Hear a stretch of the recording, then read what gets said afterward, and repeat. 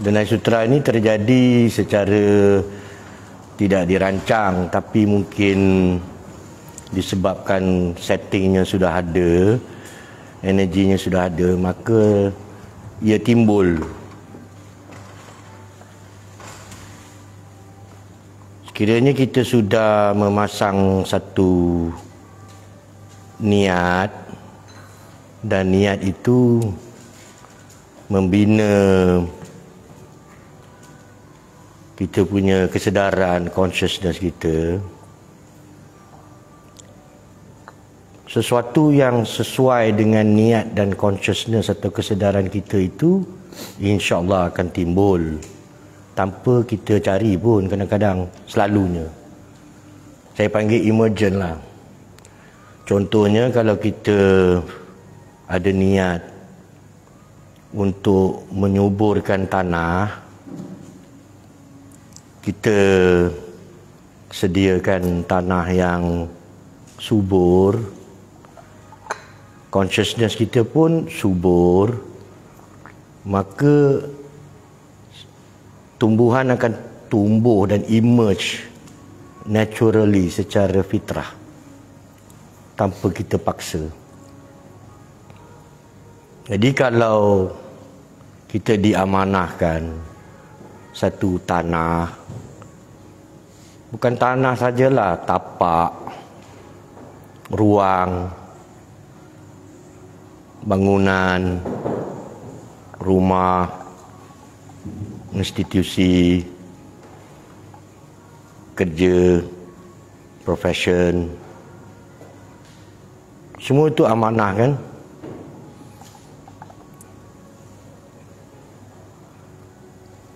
Kita tanamlah niat yang betul, kesedaran yang tepat, yang sihat, insya-Allah timbul tanpa dipaksa. Bukan disebabkan oleh kerana nak berlawan. Kalau consciousness kita itu nak berlawan, kita dapatlah lawan. Kita jadilah gelanggang boxing, menunjuk siapa yang kuat. Jadilah ruang kita tu ruang nunjuk kekuatan. Siapa dapat KPI paling tinggi, ROI paling tinggi. Kita gunakanlah berbagai jenis penilaian superficial yang dicipta oleh nafsu dan ego manusia sebagai asas untuk menilai siapa menang, siapa kalah. Akhirnya amanah yang sepatutnya kita laksanakan itu kita lupa kerana kita tenggelam di dalam satu ruang berlumba dan berlawan. Bila saya diamanahkan satu ruang yang kecil, saya anggap ianya sebagai satu taman, bukan litar lumba. Hidup ni ditentu, hidup kita secara lokal dan secara global sudah dipacu oleh naratif berlumba. Tapi bukan berlumba melakukan kebaikan, berlumba untuk mengejar sukatan yang dibina oleh ego ataupun nafsu yang tidak dikawal. Jadi sesebuah universiti atau sesebuah institusi, sesebuah ruang itu adalah amanah. Kita anggapnya sebagai taman. Diri kita taman, ruang ekstensi daripada diri kita itu juga taman. Anak-anak yang kita yang kita santuni itu pun taman. Jadi taman ni tempatnya kita menyuburkan, bukan untuk kita berlawan, berlumba. siapa yang dapat KPI paling tinggi. Jadi adakah yang saya cakap ini perkara yang baru? Tidak. Sudah ada di dalam kosmologi kita.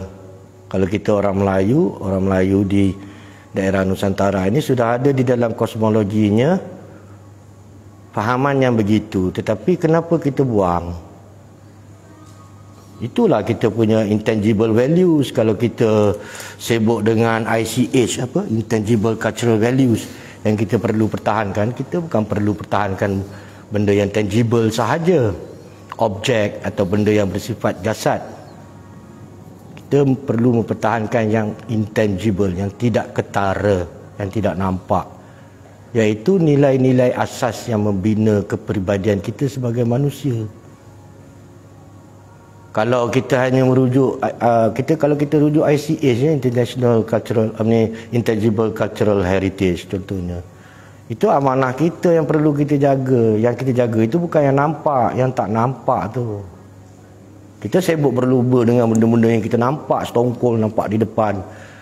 Kan objek itu, objek ini siapa punya, yang dapat dibeli oleh kolektor sekian, berlumba-lumba. Jadi saya anggap diri saya dan kawan-kawan, Azlina, Tetriana, Afzal Nizam, ada lagi Chat dengan Dr. Zu tak dapat datang. Of course mereka ni adik-adik saya. Dan saya tidak anggap mereka ni sebagai rakan berlumba. Saya anggap mereka ni sebagai rakan yang sama-sama berkongsi niat dan consciousness yang sama. Kita nak menyuburkan ruang. Jadi insya-Allah dengan setting kita dah suburkan tanah itu, akan tumbuh apa yang patut tumbuh tu tumbuh. Yang tumbuh itu bukan untuk berlumba, tetapi tumbuh itu untuk menyuburkan.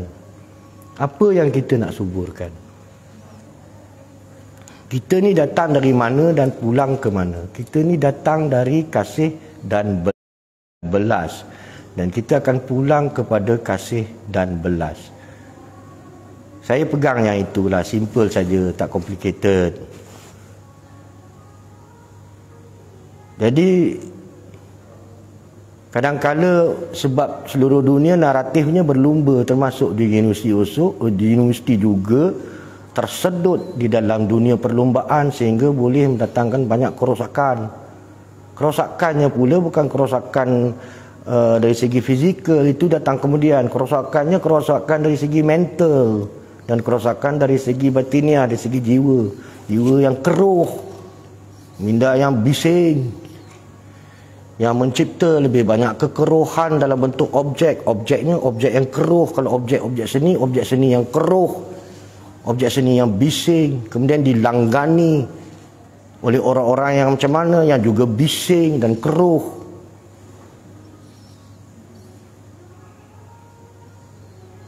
Jadi kita kembalilah kepada kasih dan belas.